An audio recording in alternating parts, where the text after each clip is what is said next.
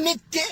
mootummaa majiru kana nama lukkuu harkaan qabne nama koolli irraa dhumateeti afaan qofaa fi feesbuukii irra waa barreessu faana deemneeti mootummaa kana maccaamneetiin faannoo faangoo kenninaa TPLF faangoo kennaa shaabiyaan akka nu saamtuuf karaa bannaati akkami jedhama mee nuuf himaa